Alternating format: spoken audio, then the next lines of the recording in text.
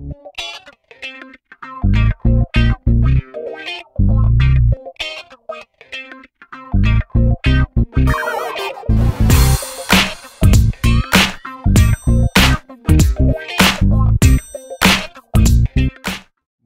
l'objectif de cette vidéo est de vous parler de la représentation graphique d'un polynôme du second degré. Pour cela, on va effectuer quelques rappels.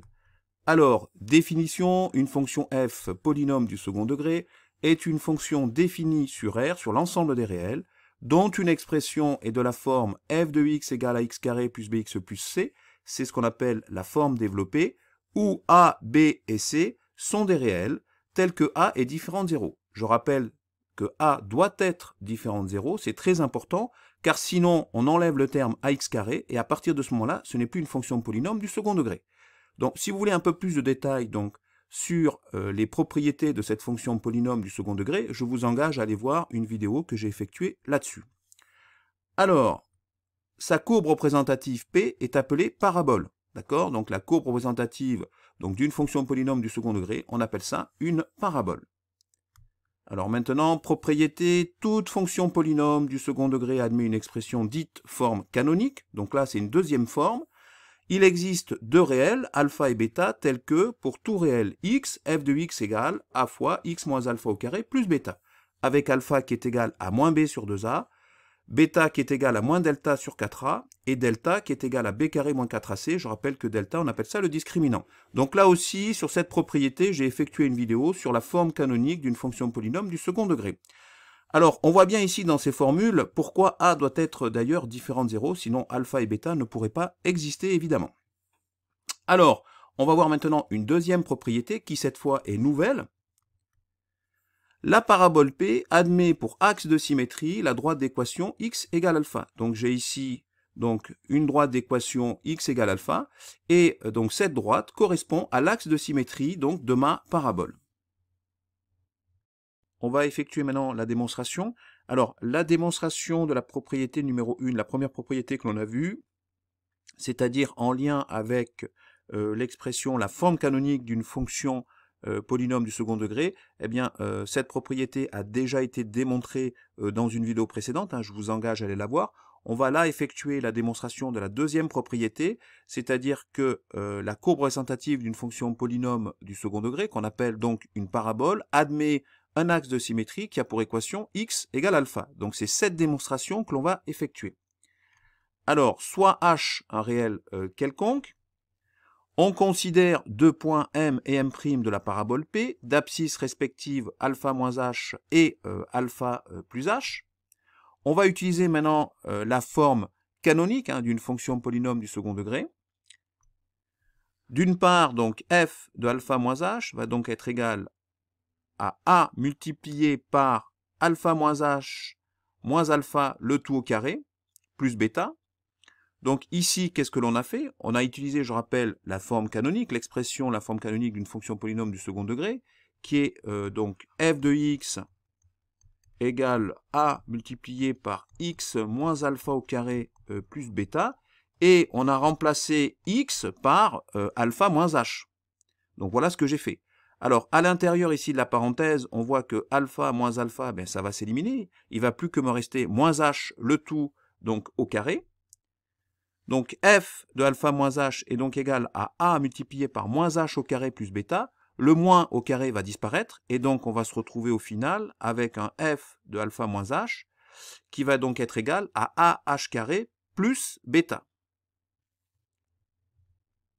D'autre part, f de alpha plus h égale, donc là aussi je vais remplacer x par alpha plus h, a multiplié par alpha plus h moins alpha, donc le tout au carré, donc alpha moins alpha, là aussi ça va s'éliminer, ça va disparaître, il va me rester plus que h au carré, et donc f de alpha plus h est donc égal à ah carré plus bêta.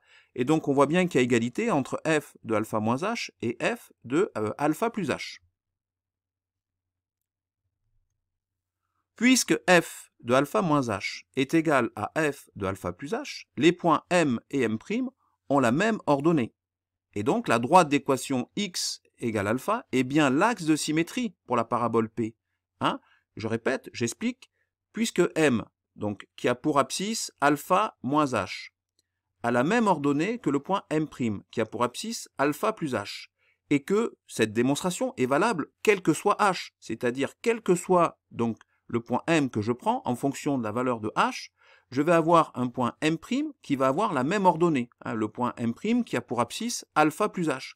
On peut donc en déduire dans ce cas-là que la droite d'équation x égale alpha, eh bien c'est bien un axe de symétrie, parce que je rappelle que cette égalité a été démontrée quelle que soit la valeur de h pour un alpha donné.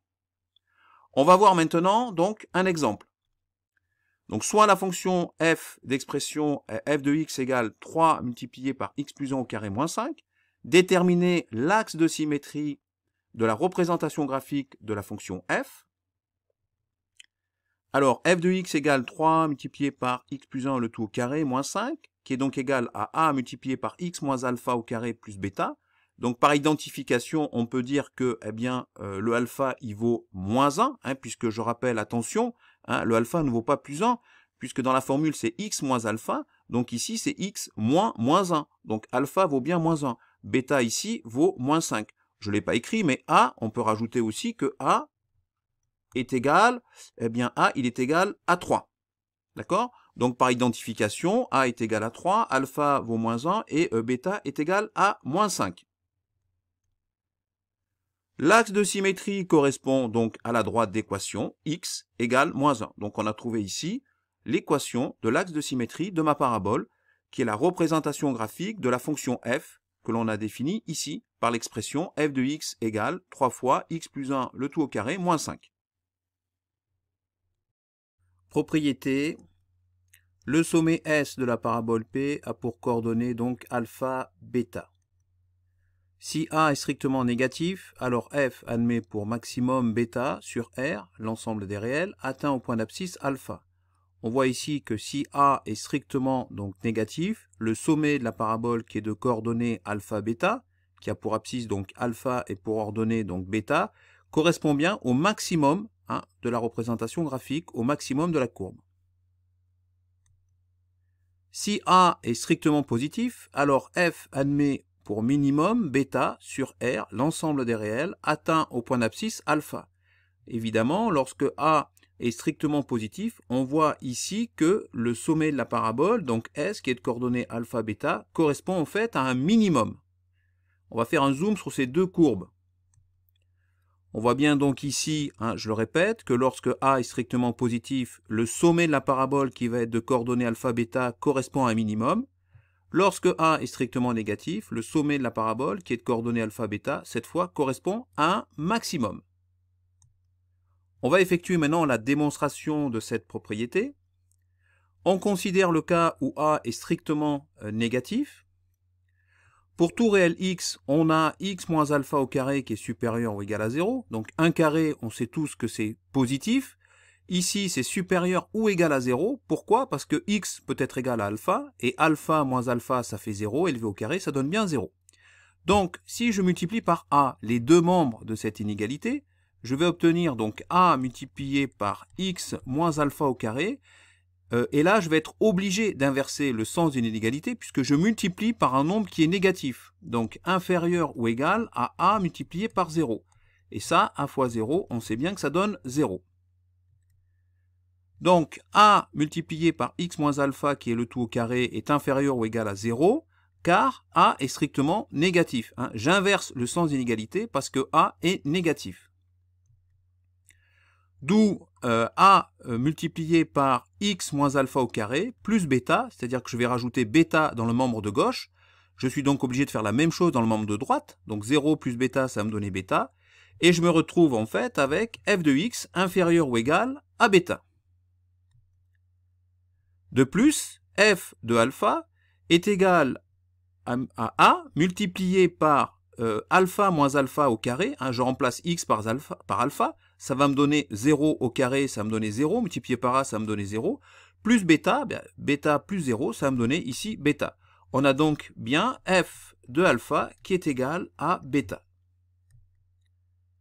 Bêta est donc un maximum de f sur R, l'ensemble des réels, atteint au point d'abscisse alpha, puisqu'on a vu ici que quel que soit x, lorsque a, et évidemment on est dans le cas où a est strictement négatif, quel que soit x, j'ai f de x qui est inférieur ou égal à bêta.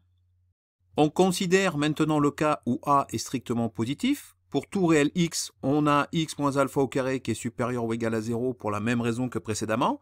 Donc a multiplié par x moins alpha au carré est supérieur ou égal à 0 car j'ai multiplié par un a qui est strictement positif. Donc comme j'ai multiplié par un nombre a les deux membres de cette inégalité par un nombre qui est strictement positif, je ne change pas le sens d'inégalité. Si maintenant je rajoute bêta dans chaque membre de cette inégalité, je vais obtenir a multiplié par x moins alpha au carré plus bêta, qui va donc être supérieur ou égal à bêta, c'est-à-dire f de x, puisque cette expression, je rappelle que c'est la forme canonique, c'est donc f de x supérieur ou égal à bêta. De plus, on a encore f de alpha qui est égal à a multiplié par alpha moins alpha au carré plus bêta, puisque j'ai remplacé x par alpha. Alpha moins alpha, ça fait 0. Au carré, ça fait encore 0. Multiplié par a, ça fait 0. Donc au final, on a bien f de alpha qui est égal à bêta. Bêta est donc cette fois un minimum de f sur r atteint au point d'abscisse alpha. On va voir maintenant donc un exemple pour illustrer donc ces propriétés.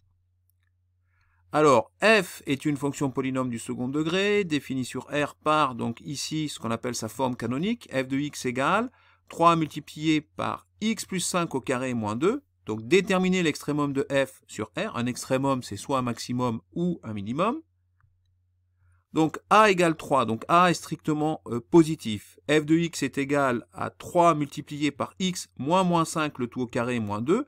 Alors, j'ai fait ça pour bien mettre en avant, évidemment, que alpha était égal à moins 5 et non à égal à plus 5, puisque je rappelle, l'expression de la forme canonique, c'est bien f de x égale a multiplié par x moins alpha au carré, donc plus bêta. Donc c'est pour ça que j'ai fait moins 5 pour bien mettre en avant que le alpha était donc égal à moins 5. Et comme on a plus bêta, eh bien ici on a bêta qui vaut moins 2. Donc si a est égal à 3, a étant strictement positif, on arrive donc aux coordonnées ici alpha bêta du sommet de la parabole, et d'après la propriété que l'on vient de voir, ce sommet correspond au minimum de la fonction f. On a donc le sommet S de la parabole qui a pour coordonnées donc moins 5, moins 2, et qui correspond au minimum de la fonction f. Donc de nouvelles propriétés.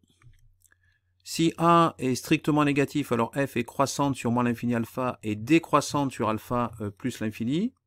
On obtient ainsi le tableau de variation où on voit effectivement que la fonction f est croissante sur moins l'infini alpha et décroissante sur alpha plus l'infini. On voit bien aussi que bêta c'est f de alpha et que cela correspond en fait au maximum de la fonction f. On retrouve ici les coordonnées en fait du sommet de la parabole que l'on a démontré précédemment dans une propriété précédente. De même que si a est strictement positif, alors f est décroissante sur moins l'infini alpha et croissante sur alpha plus l'infini. On obtient alors le tableau de variation suivant, où cette fois donc on a bien une fonction qui est décroissante sur moins l'infini alpha et qui est croissante sur alpha plus l'infini. On voit bien que ici on a un minimum pour alpha et que cette valeur du minimum est de bêta. On a bien bêta égale f de alpha et on retrouve ainsi les coordonnées du sommet de la parabole qui, dans cette situation, correspond à un minimum de la fonction f. Donc on va voir maintenant des exemples pour appliquer donc ces propriétés. Alors, déterminer le tableau de variation de la fonction f définie sur R par donc f de x égale 3 fois x plus 2 le tout au carré plus 5. On a donc ici a qui est égal à 3, a qui est strictement positif. On trouve donc alpha qui est égal à moins 2, puisque je rappelle que la forme canonique, c'est a, donc x moins alpha au carré plus bêta. Donc si j'ai plus 2, bien le alpha il vaut moins 2, puisque moins 2 ça fait bien plus 2. J'obtiens aussi un bêta qui est égal à 5, puisque c'est plus bêta et que j'ai plus 5. Donc comme on a un a qui est positif, on a une fonction qui est d'abord décroissante et qui est ensuite croissante. Alors elle est décroissante sur moins l'infini moins 2 et elle est croissante sur moins 2 plus l'infini. Le minimum est atteint pour moins 2 et ce minimum vaut 5. Donc voilà ce que l'on obtient comme tableau de variation. Alors ensuite, on a la fonction f qui a pour expression suivante. Donc f de x égale moins x moins 7 au carré moins 2. Donc ici, on a a qui vaut moins 1. Donc on a un a qui est strictement négatif. On obtient donc le tableau de variation suivante, où on a donc le alpha qui est égal à 7, hein, puisqu'on a bien x moins alpha, alpha qui vaut bien 7, le bêta qui vaut moins 2, hein, puisque toujours pareil, dans la forme canonique, hein, c'est a, donc x moins alpha au carré, donc plus bêta, donc ici j'ai moins 2, plus moins 2, donc bêta est égal à moins 2, et on voit bien que donc la fonction est croissante sur moins l'infini 7, et qu'elle est décroissante sur 7 plus l'infini, et que pour l'abscisse 7, on a comme ordonnée moins 2, c'est-à-dire ce qui correspond au maximum de la fonction f. On va maintenant effectuer donc la démonstration, soit a strictement négatif, sur l'intervalle moins l'infini alpha, alpha compris, en fait, u et v sont deux réels, tels que u strictement inférieur à v, inférieur ou égal à alpha. Donc inférieur ou égal à alpha, puisque comme u et v donc appartiennent à cet intervalle, eh bien v peut être égal à alpha. Il est inférieur ou égal à alpha, c'est parce que le crochet ici, l'intervalle, est fermé. Donc si je soustrais alpha chaque membre de l'inégalité, donc si je soustrais par alpha chaque membre de l'inégalité, j'obtiens u moins alpha strictement inférieur à v moins alpha, inférieur ou égal à alpha moins alpha, ça me donne 0.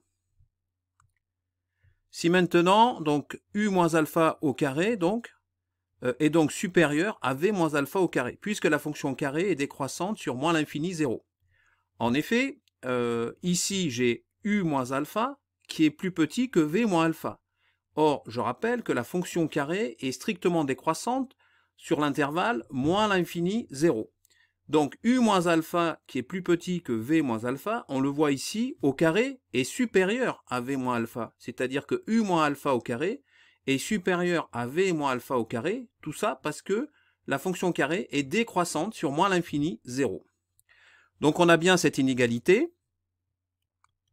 Si maintenant je multiplie chaque membre de cette inégalité par a qui est un nombre négatif, je suis obligé d'inverser l'inégalité. Donc j'ai bien a multiplié par u moins alpha au carré qui est strictement inférieur à a multiplié par v moins alpha au carré, puisque a est strictement négatif. Donc a multiplié par u moins alpha au carré plus bêta, donc je rajoute ici bêta dans ce membre de l'inégalité, donc je suis obligé de faire pareil dans l'autre membre de l'inégalité, et j'obtiens ici donc a multiplié par u moins alpha au carré plus bêta, strictement inférieur à a multiplié par v moins alpha au carré plus bêta. Alors f de u est strictement inférieur à f de v. En fait, on était parti, rappelez-vous, de si donc u qui était donc inférieur à strictement inférieur à v, qui était inférieur ou égal à alpha.